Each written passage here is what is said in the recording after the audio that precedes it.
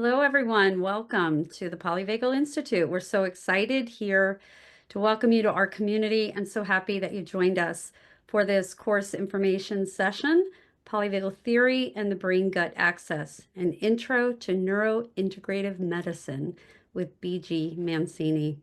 My name is Stephanie D'Angelo. I'm the Director of Community Development, and with me are my colleagues, Jerry Maciola, Media Director, and Reagan DeSautel's the course coordinator responsible for bringing this course to fruition. So we thank her so much for that.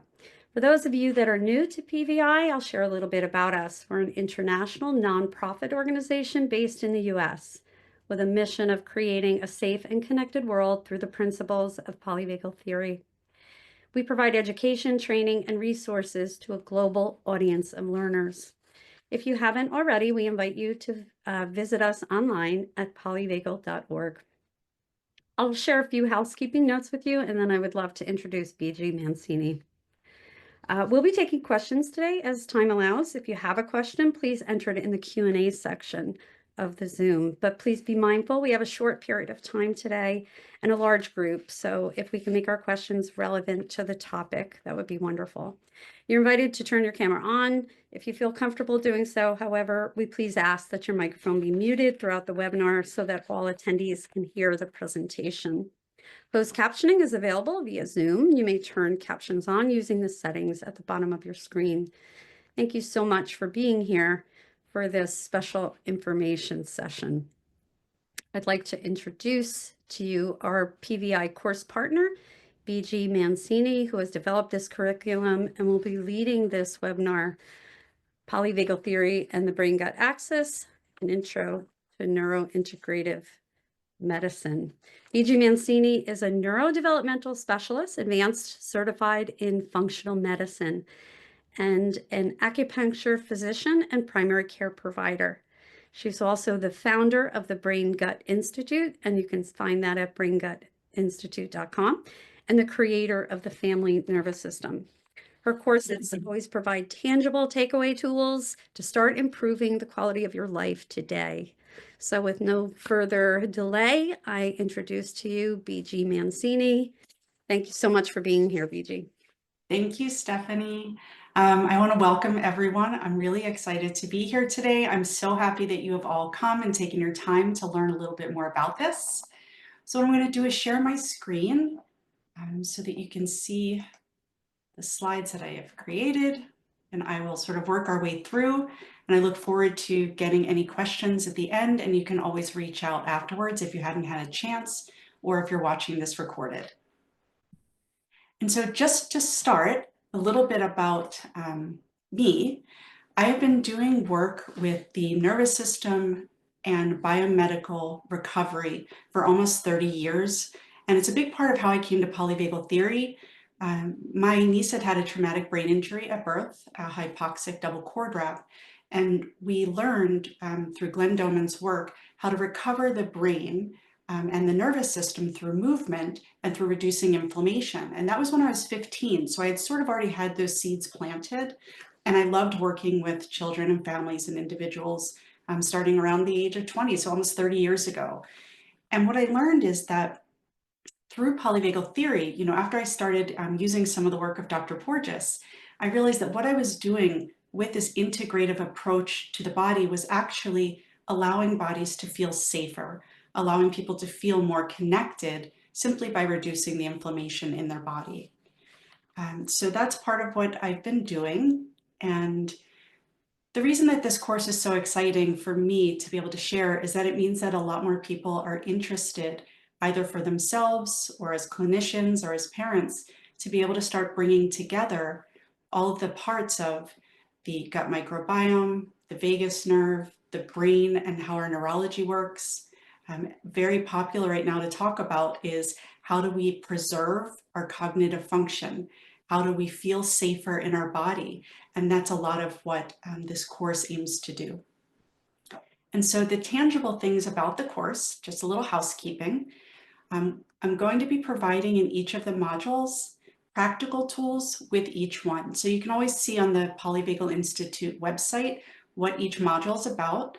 And each of them are going to provide different forms of supplementation, kind of a summation of all the clinical tools that I've gathered, because there's so much noise out there, even for those of us who are looking for these tools, right? There's so many different choices, and there's different diets and different red light therapy.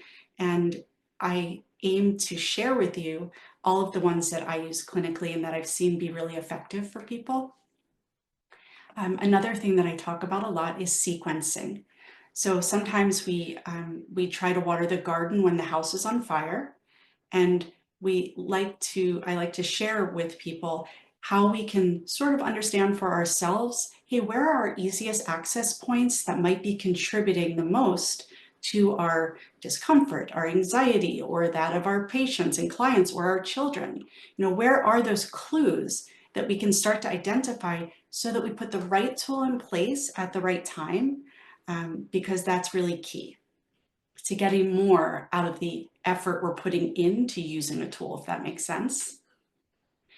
Interdisciplinary insights, when we're working either with ourselves or with clients and patients, understanding what signs we might be seeing that might call in a different support is really important, because it helps to optimize what our own ability to use our specialty is.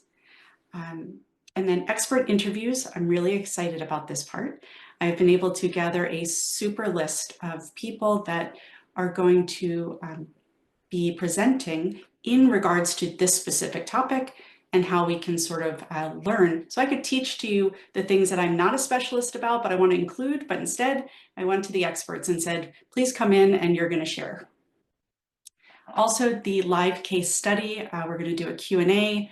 I'm either going to bring a case or it will be in the resource section. And I also really hope that we'll be able to have participants present case studies or send them in ahead of time, so that I can show you, how I work through things. And so how do we connect and find safety when we are constantly getting cues of threat from our own physiology? That's a really big part of Module 1. This is where I'm going to be introducing how functional medicine and the brain, gut, and nervous system pull all of these things together and serve as a support for each of them, because it really is all connected. Fortunately, the research now shows what many of us probably already know, is that there's no such thing as mental health challenges without history of chronic stress or trauma or PTSD. The neurodevelopmental children that I've worked with, there's always going to be brain, gut, nervous system issues. Anyone who works with addiction, the evidence is now actually showing that even within the microbiome, there are certain patterns that are consistent with certain addictions.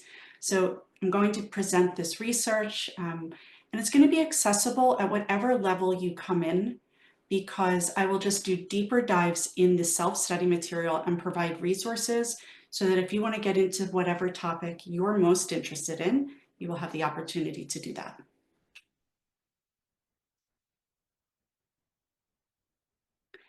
So in polyvagal theory, we talk a lot about safety. And Dr. Porges says safety is not the absence of threat. And I like to add to that, however, the absence of threat does make safety much more accessible for us. And a lot of us don't realize what is creating threat inside of us, and that our interoception, our cues of our signals from our own internal organs, are actually sending us threat signals unconsciously. And our neuroception, right, what we're feeling, what we are processing at an unconscious level that is impacting our nervous system, is actually communicating directly with our microbiome. And so there are so many different ways to decrease the cues of threat. I call it the 5% rule. How can we access a little less threat signaling with adding in some increased safety from the right side, the increasing safety over here, so that we can begin to feel safer in our bodies and connect with ourselves more deeply and understand the cues that our bodies are sending us. How the gut communicates in real time with the outside world. For those of you who are really interested in the gut and brain axis and the vagus nerve, this module will be very exciting for you. It is a bi-directional axis, right? It is gut to brain, brain to gut. It is brain to every single organ and gut to every single organ. And then we have the vagus nerve in between. We talk a lot, in polyvagal theory about the vagus nerve and its role and how it does what it does. And I'm going to add that in the gut, its connection to the autonomic nervous system and the central nervous system is happening in real time. So imagine that we are processing all the things that we are ingesting, digesting, and processing through our sensory system, neuroception, the cues from inside of us.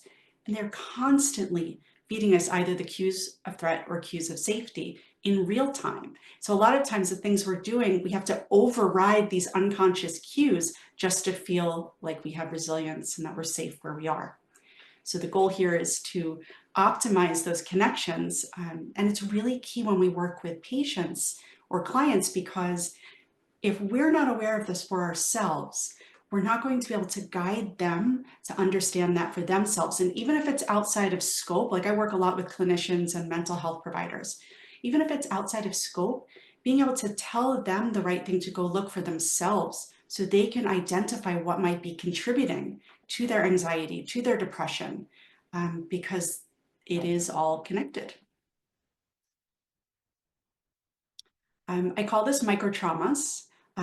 In other words, it is the small, possibly undetectable cues that we are getting from all of the things on the left, which is internal microtraumas, and on the right, which is external.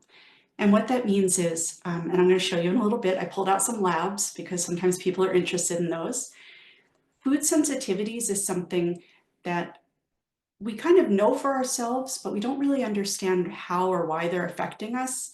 And the truth is that I've watched food sensitivities, especially to some of the major things like gluten and dairy or corn or soy, impact everything from the ability to speak, to the ability to walk, to nervous system disorders.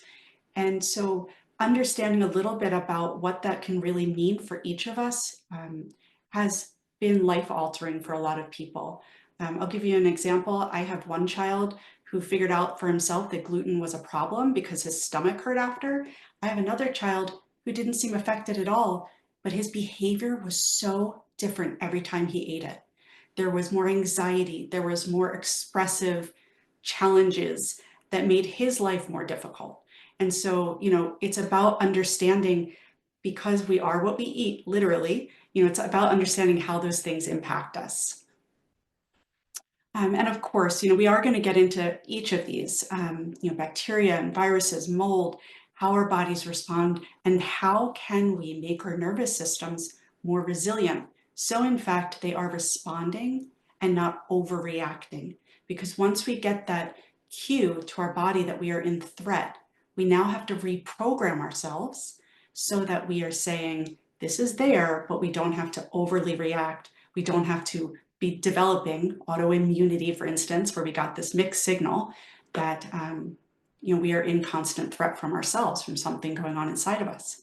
And because Dr. Porges is joining, I'm very excited in Module 6, and he is very interested in autoimmunity and Ehlers-Danlos.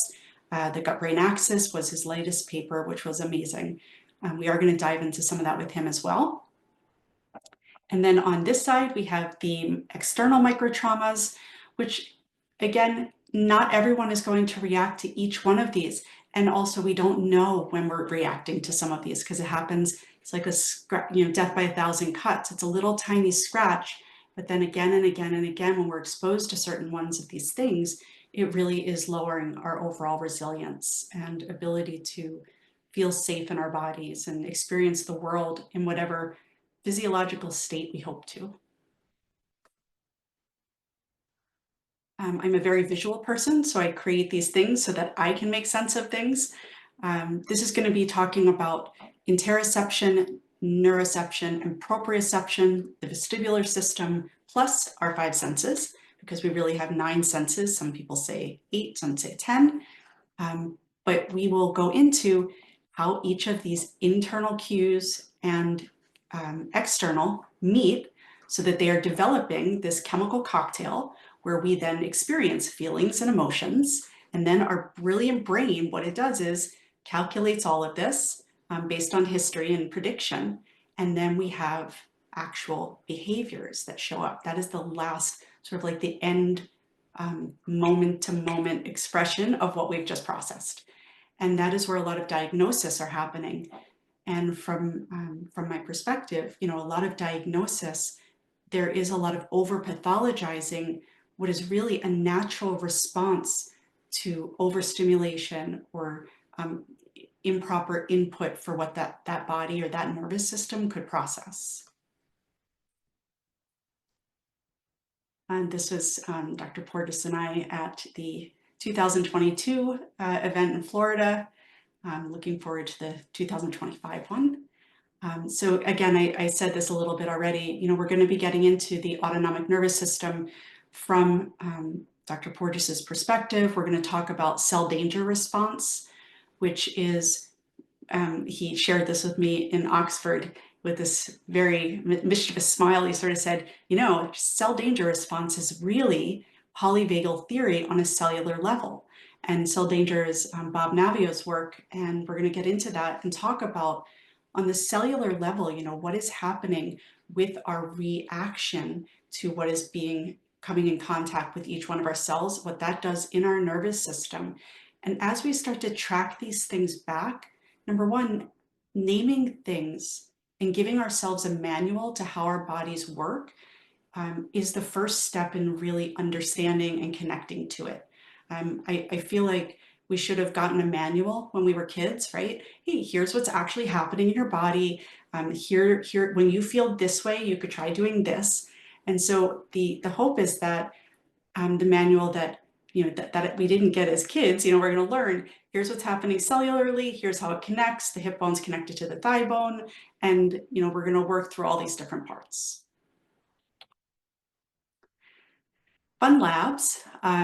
So this is just an example. So I wanted to just share because food sensitivities is something that is happening for everyone right now.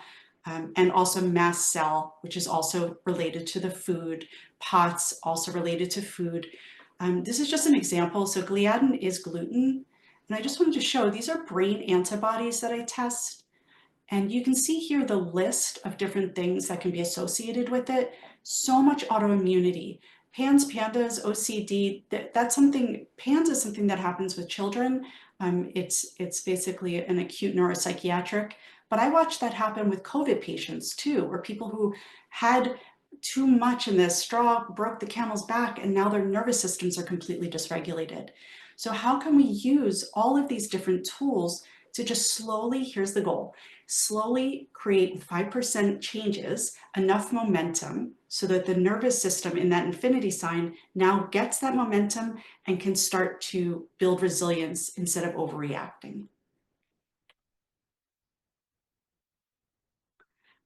For Module 7, I am going to be targeting that a lot towards children and families because part of how I've learned what I do now is children actually respond so much faster, right? What goes in comes right back out. And so I was able to see through supplementation, through different mobility exercises, through dietary changes, through different therapies, what was actually working. And I learned a lot from that and then applied it even more so with adults. So we are going to talk about children. Not everyone works with them, has them, knows one, but we're going to look at how the whole family dynamic works together because healing is never just a singular person in a family. All dynamics get shifted in that organism. And so how do we work together to rehabilitate that is important. I always say, it's like parents are sitting underneath the pool water holding a child up like this. And what happened was I was helping the children and they would get a little bit better and better. And then the parents would actually sort of crash afterwards because as soon as the immediate challenge was over, they were able to start to process what they were really experiencing. And so then the child was here, the parent was here, and there was even more separation. And so learning how to weave that back together and, so everyone gets leveraged up together.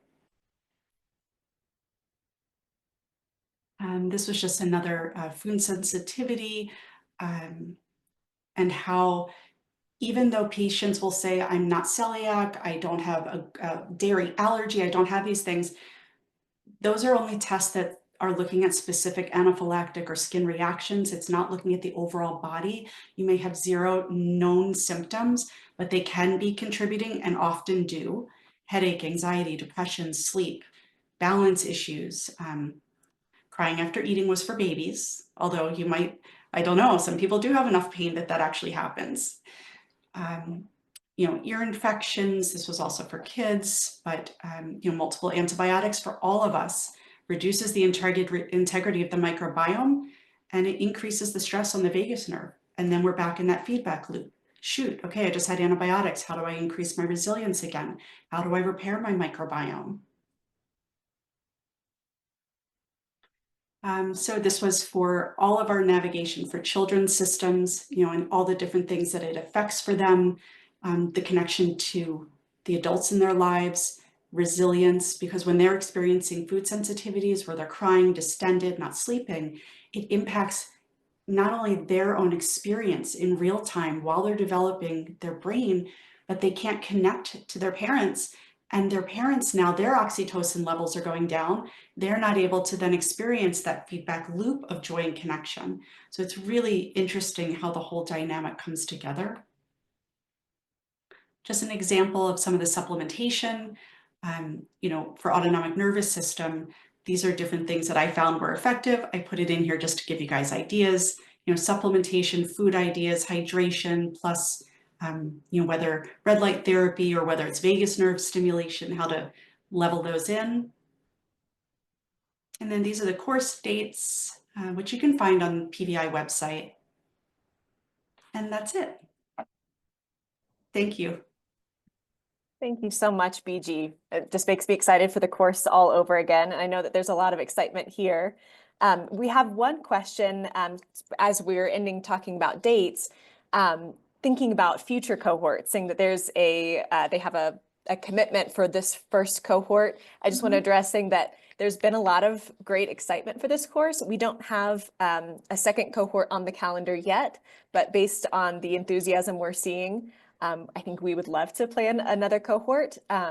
So stay tuned. We have a list of folks who registered for this info session today, and we can send updates as they progress, as we think about further along down the lines of 2025, 2026. And then another technical question, is it possible to obtain CME for medical doctors for this course? I see CEs for other practitioners, but not physicians. Currently, we're only offering CEs for this course through Spiritual Competency Academy. So that applies to psychologists, social workers, licensed nurses. We would love to offer more CEs in the future. So that would be more of a possibility for future cohorts. And then one question for BG. Who will be some of the other experts speaking in the course? I know that we have Steve live, but I know that there are a lot of other really wonderful folks who will be joining in some of this self-paced content. Could you speak a little more to that? Sure. So I have confirmed that Linda Tai will be joining us. She is one of the most brilliant psychoeducation teachers and somatic experiencing therapist. She does really joyful, because part of what the course is going to be is giving resources for us to use in real time. So she does different movement work. She talks about retained reflexes. She offers a lot of different information. Jan Winhall from the Polyvagal Institute, who has the Felt Sense Polyvagal model, will be coming on and doing an example there for tools to use. Michael Allison will join us and talk about, the performance of being human, essentially. Joshua Rosenthal, who's a sleep and mitochondrial expert, because little known fact, you can't actually process red light therapy if your mitochondria are not optimized. So we want to optimize our mitochondria so we can use some of these inexpensive and accessible tools. So again, it comes back to sequencing. Dr. Amber Schwartz is going to be joining us. She's a psychiatrist from UK. So I do have a couple of others, but that's sort of an example of who will be doing some of the interviews with me. We also have Stephanie D'Angelo. She's going to be doing a somatic embodiment as well. Awesome. Thank you so much, BG. We have another question that came up in the chat. What level of interactive learning opportunities will there be in the program? Is it mostly watching and using the chat for questions? Are there opportunities for interactions with peers, large group discussions? Reagan, I feel like I should let you answer that one, or Stephanie.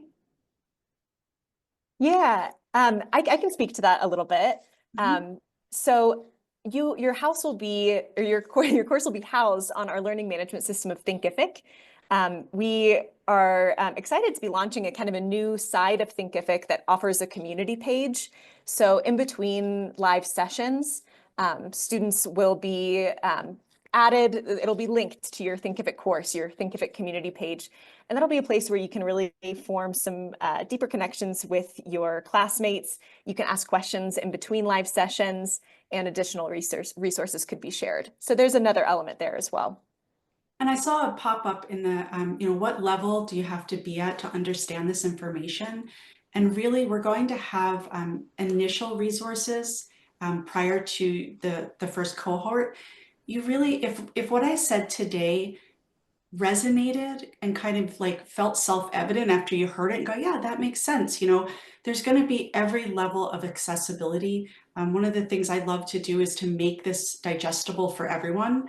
And so really, I think that with the amount of information I'm going to provide before, I've even built out a glossary of terms so that really everyone can take something away and find what they're most interested in and then choose to dive deeper from there. Awesome. Thank you so much, BG. I see another question in the chat asking if there's still room in the first cohort, and there absolutely is still room.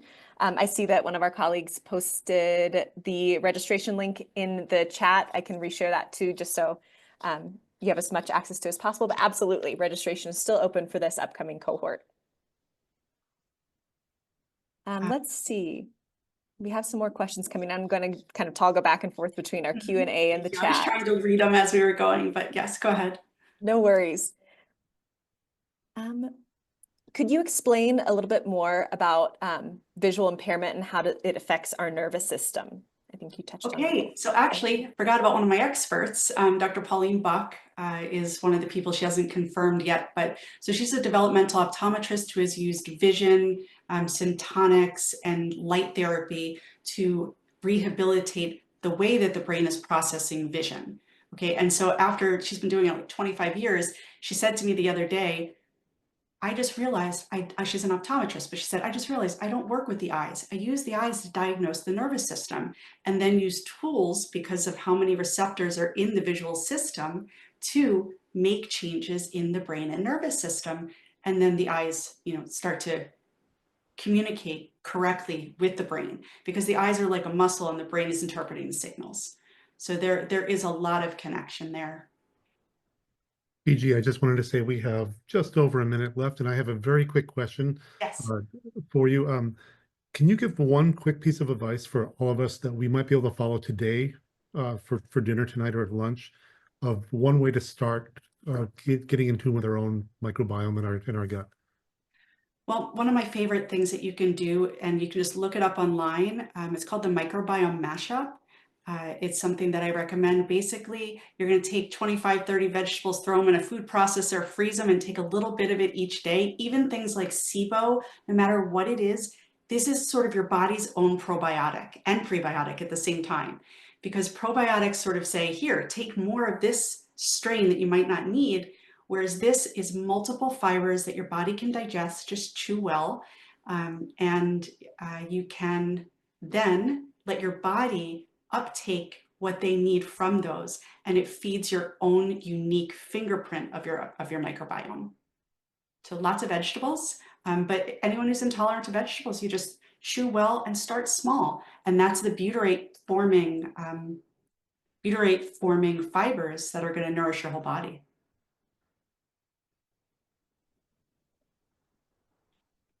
Thank you so much, BG. One last question that I am seeing popping up asking about recordings of the course. This course will meet live. We have our live sessions planned every week, but the sessions will also all be recorded too. So if you're interested in joining the course but can't make those live sessions, you would be able to take the course and attend the class self-paced by watching the recordings. Just a note for our CEs, the CEs for the maintenance of a professional license for nurses, for social workers, for psychologists, that attendance would have to be live, but all of the sessions will be recorded. Yeah. I know that we're at our time, and I know that there still might be some lingering questions. We encourage you, if you have lingering questions, to email us at info@polyvagal.org. We would be happy to answer more of your questions there. And we're so grateful for you all for joining us today.